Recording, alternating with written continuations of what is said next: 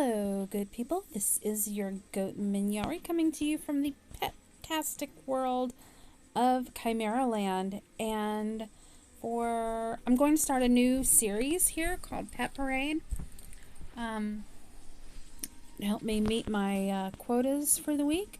And I am going to be discussing the various pets that I have in my stable. And I'll focus mostly on the ones that I have really put some time and effort and leveled up and have played with extensively, so I can kind of let you in on the goods, the bads, and the in-betweens for each of them. The first pet is obviously, it's going to be Pinnapup, who is really a very sound investment for newer players. This is a mount. Obviously, this is not what Pinnapup normally looks like. It comes out looking brown and white and a big, giant, adorable eyes. This has the Star Sky skin that I obtained from the digs. And if we go to display and up here in perks, you go to the dig, the nine-tailed fox dig, and there's a shop in there that you can go through and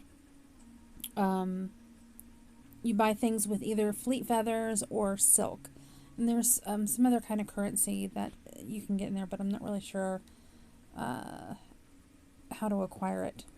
But yeah, I saved up and I did get the Star Sky skin for my Lily Bell.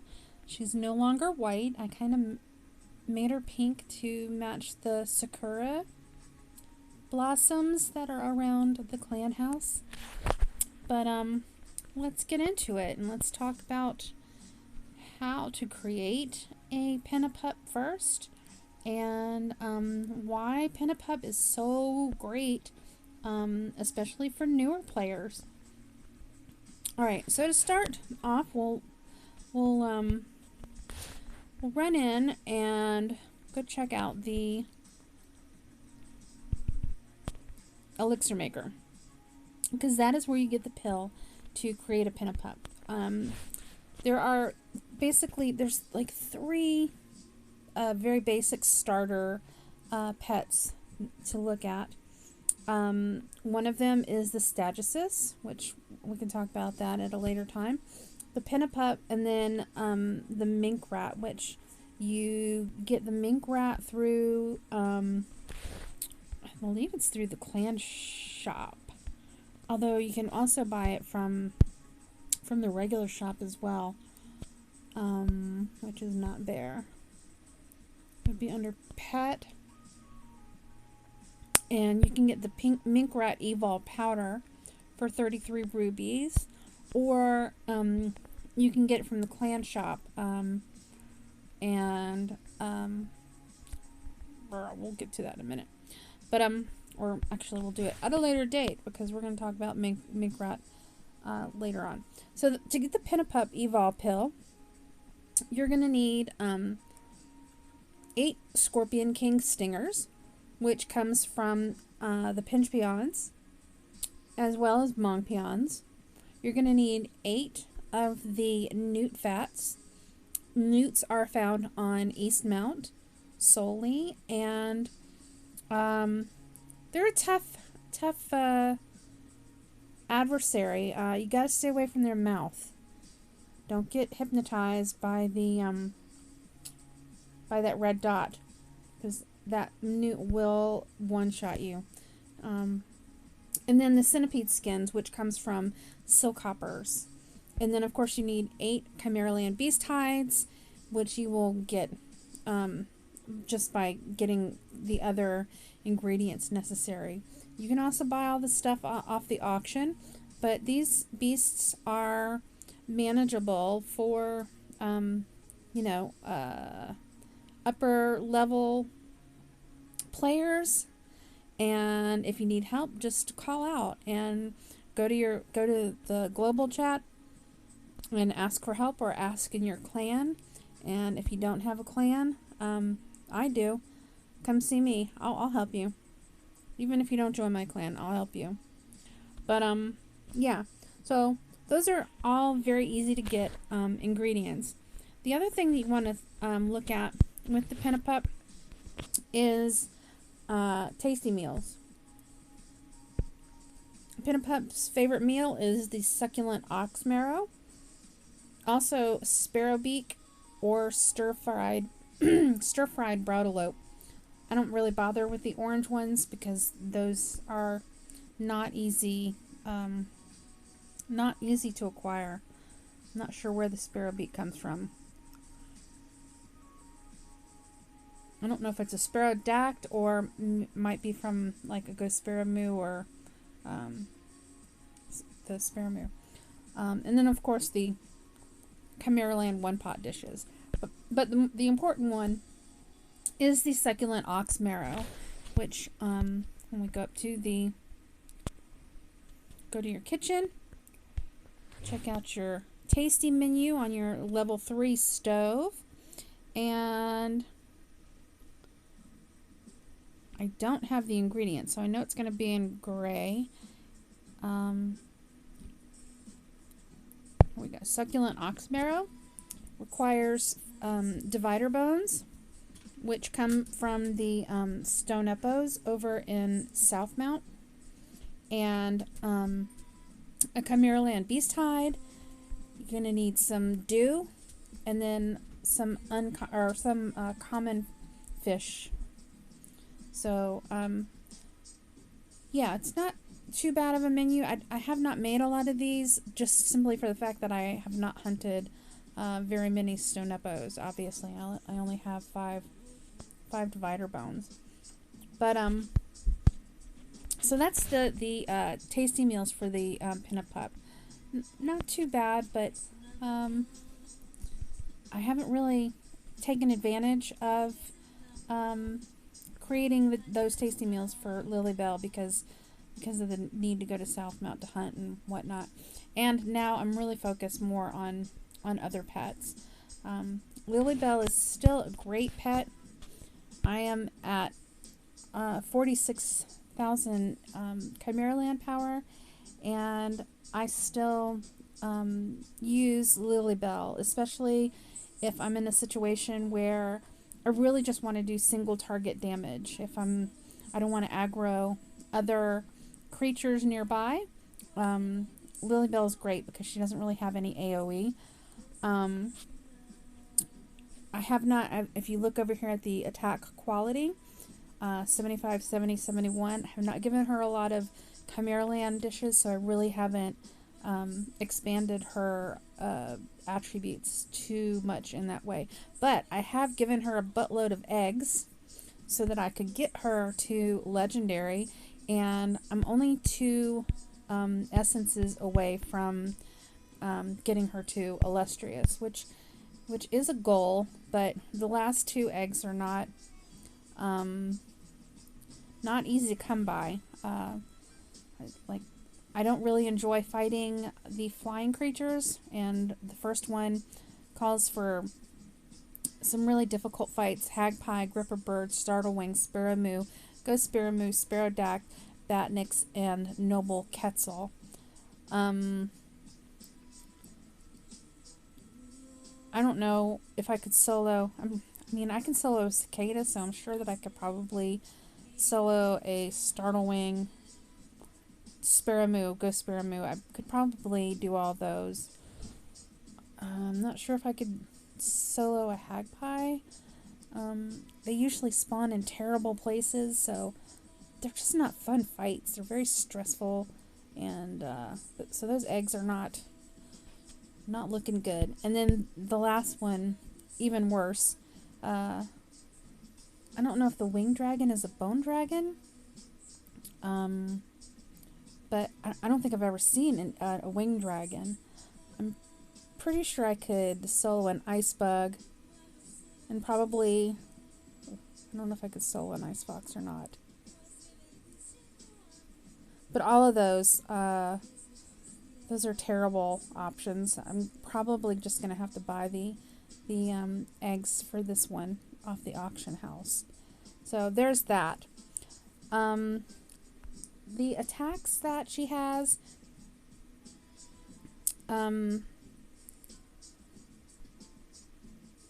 doesn't really. She only has 4 attacks, and really there's 3 ranged attacks and 1 melee. And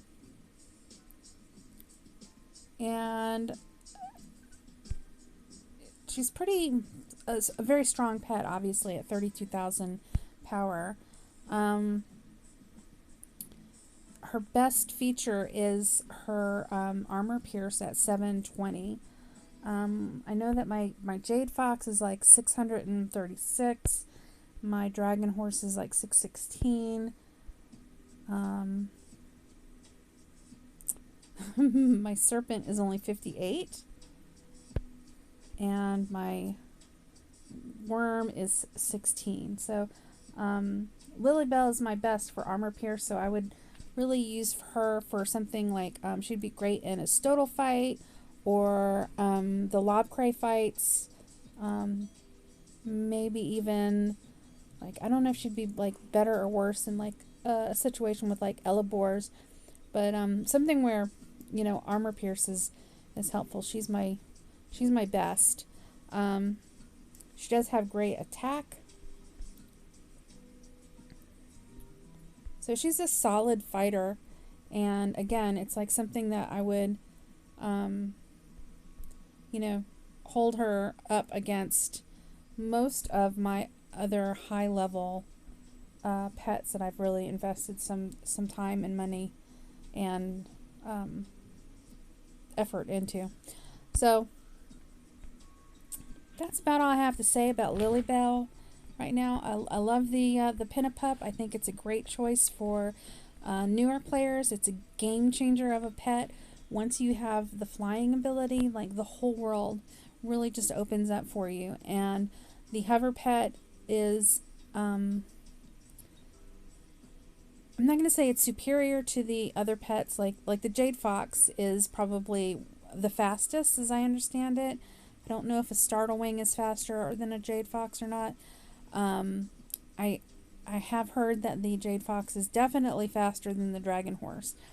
And then the Pinnapup is a little bit slower than those pets, but you know, you give up speed for maneuverability with the hover pets, and I do like to use the hover pets when I'm just kind of out looking for things to kill, like you know, if I'm looking for particular mats or particular eggs or whatever. If I'm looking for something, I'm usually going to go with my hover pets. So it's either going to be Lilybell or my Blaze Worm, or my newest pet, which is the cicada, which I will talk about at a later date. But I do adore my cicada. It's very fast and it's fun. So that's about it for what I wanted to talk about as far as highlights of owning a Pinnapup. They are fully customizable. You can change their, you know, all of their attributes. In the appearance tab, you can change their skin colors. They have 2 skins, the Elementia, which you can get from the shop, and then the Star Sky.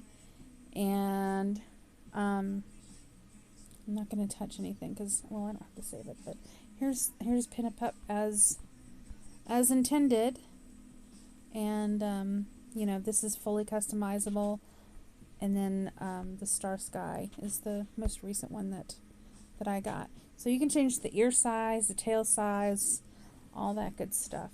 It will not accept parts from other pets. So if you want to add something to a Pinnapup, that's not going to happen. You can't take anything from the Pinnapup, and you can't add anything to the Pinnapup. So the shape is pretty much, or, you know, is pretty much as it is. I mean, you can make it bigger or smaller, but you're not going to put, like, wings on it or something, you know, a different head. What you see is what you get. So that's about all I have to say about Pinnapup. It's a great pet, highly recommended. especially great for newer players, a good investment for newer players to make because of the, I don't think I talked about the conversion rate. If you go to your attributes and down here at the bottom it says attribute conversion rate, 5%. So if you have pets like the Jade Fox, their attribute conversion rate is only 4%. So where this comes into play is in your character tab when you go to your bloodline.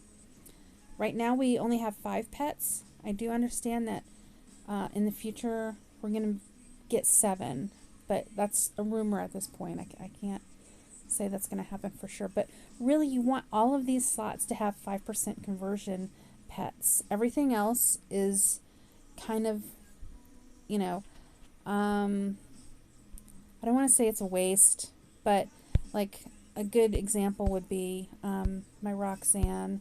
When I didn't really enjoy the game pod when I first started playing, and I ignored it for the longest time.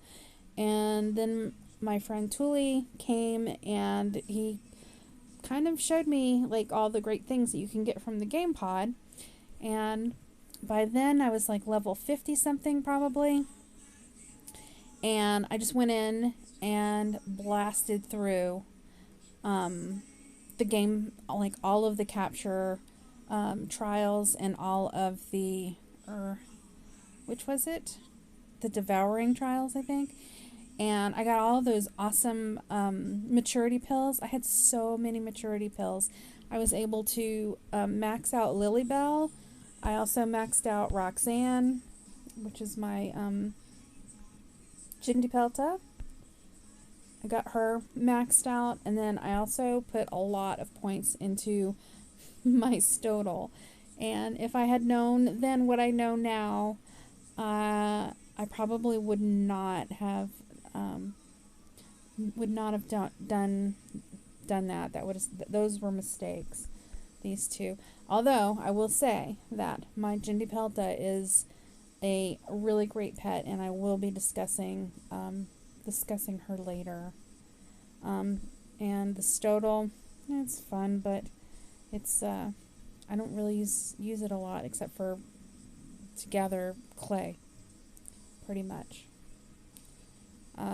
For my underwater fighting, I've got my Serpent, and we'll go over this one later. This is a really superb pet to have. But today's focus is on the Pinnapup, and I think I've basically talked about everything that I need to talk about. Now, I will say that for future, I'm going to do another series of streams where I'm going to compare the fighting. I'm going to do a fight, have every one of my best pets fight one particular creature, and I'm thinking it's going to be maybe an Ember Gator or an Elevore, something that's really common. And I'm going to time them and see which one gets the job done fastest. And, you know, lately I've been just kind of like, been letting the pets solo my kills, and I just like get the kill started, and then I let the pets finish it, and just sit there and look at the damage output that each one of the pets do, and watch their attacks, and see how they compare to one another. So I'm going to do that all on video and share it with you guys at some point in the near future. If you find this stuff to be helpful or informative, then please, please, please subscribe and like. I would really appreciate it. It helps me, helps make my life a little bit easier on the creator program end. So thank you for watching, and I hope that you found this helpful and informative, and have a great night.